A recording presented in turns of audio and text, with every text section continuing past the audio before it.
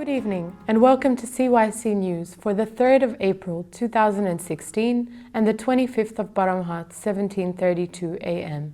I'm Angie Victor. In today's headlines, 22 dead after overpass collapses in Kolkata, India. Huge blaze engulfs residential tower in the United Arab Emirates. Syria war. Assad says new government could include foes. Military to award new medal for fighting ISIS. Pentagon orders military families out of Turkey due to ISIS threat. And super-rich Saudi arrives in London with a fleet of gold cars.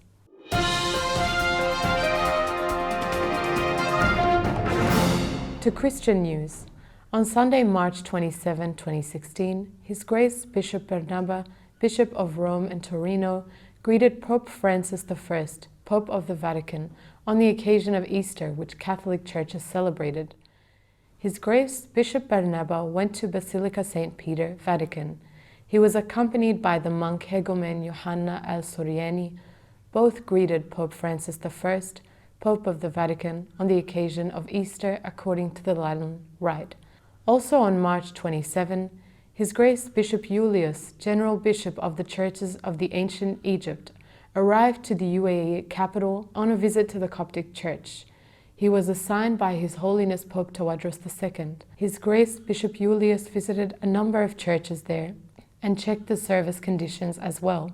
On Monday, March 28, His Grace Bishop Eklemendos, General Bishop of Ottawa, Montreal, and Eastern Canada, ordained 10 new deacons with the rank of Epsaltos for St. Mary Church, Montreal, during heading the Divine Liturgy of the 3rd week of the Great Lent.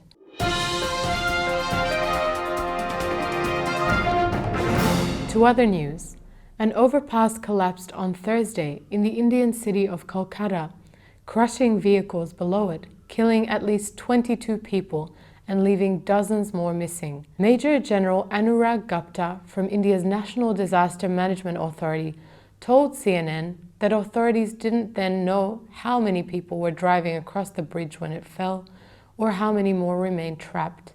He said, "We cannot predict how many people are still under wreckage.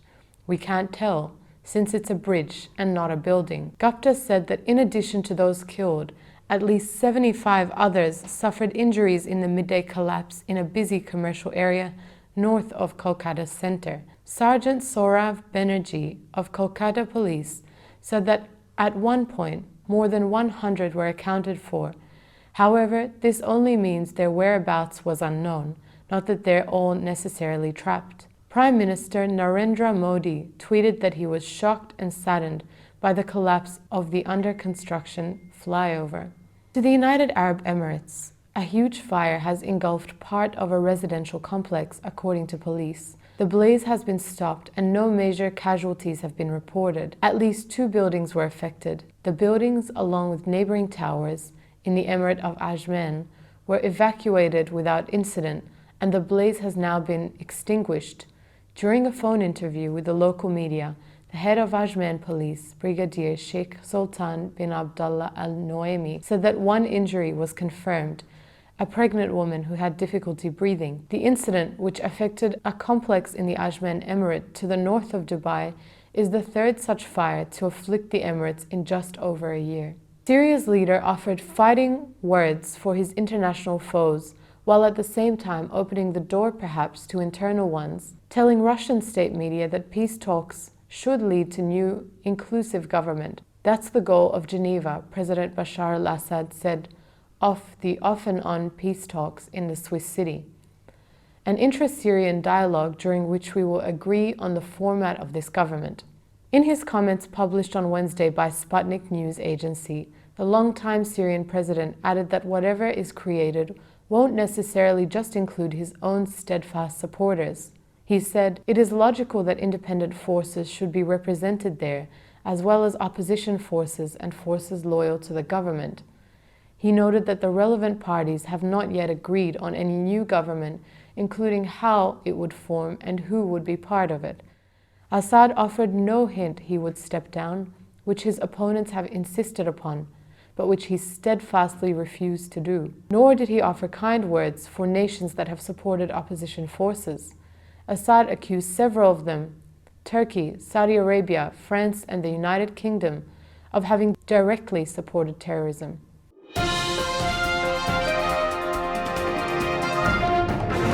The Pentagon announced on Wednesday that U.S. troops deployed in the fight against ISIS will now receive a medal for their service. Troops serving in Iraq, Syria, or neighboring waters and airspace on or after June 15, 2014 can apply for the Inherent Resolve Campaign Medal, named after the anti-ISIS operation. The medal will be awarded to those who participate in the campaign for more than 30 days.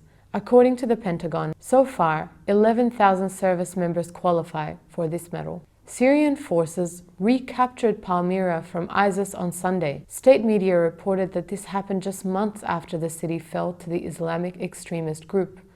Al-Ikhbariyya TV reported that the army, along with militias loyal to the government, seized the city and chased out ISIS fighters. The Russian Air Force was key in taking back Palmyra, according to Syria's state-run Sana news agency, quoting Army Command. This victory helps in further tightening the noose around ISIS terrorists, the army told the news agency. ISIS militants seized control of Palmyra in May and immediately started demolishing ancient ruins considered among the world's most treasured. The U.S. military has ordered military family members to evacuate southern Turkey, primarily from Incirlik Air Base, due to security concerns, the Pentagon announced on Tuesday. According to the Pentagon statement, family members will also be evacuated from facilities in Izmir and Mughla. The decision to move our families and civilians was made in consultation with the government of Turkey, our State Department, and our Secretary of Defense, General Philip Breedlove, commander of U.S. European Command, said in the statement. A U.S. defense official told CNN that the base had been placed under force protection condition, Delta, for weeks, the highest level of force protection for U.S. military bases. Delta level means that either a terrorist attack has just taken place in the immediate vicinity or intelligence has been received that a terrorist action against a specific location or person is imminent, according to military guidelines. A U.S. official said the evacuation decision was made because of the ongoing threats concerning possible ISIS attacks. He's the migrant worker busting a gut to build Qatar's shiny soccer stadiums that will host FIFA's World Cup in 2022. For Prem, that price was the loss of his family's home after he experienced a 3-month delay in being paid, according to Amnesty International. Prem is a metal worker and father of 3 from Nepal who carried out work on the Khalifa International Stadium in Doha between February and May 2015. Amnesty's new report published on Thursday that people like Prem are just one example of ongoing exploitation of migrant workers in Qatar at a venue for the 2022 World Cup that soccer's world governing body FIFA can no longer turn a blind eye to. Amnesty said it had found evidence of systematic abuses, including forced labor of migrant workers at the Khalifa Stadium. If the system in Qatar doesn't change, then every man, woman, and child who goes to the World Cup is likely to meet a migrant worker who is exploited, Audrey Gogren, Amnesty's Director of Global Issues and Research, told CNN in a phone interview. London's streets are paved with gold, goes the old saying, and this week the legend held true. Among the city's red double-decker buses and black cabs, gleaming gold cars lined the roads, believed to be the personal fleet of a visiting young Saudi man. The 4 luxury cars, each wrapped in gold vinyl, have an estimated total value of more than 1.8 million.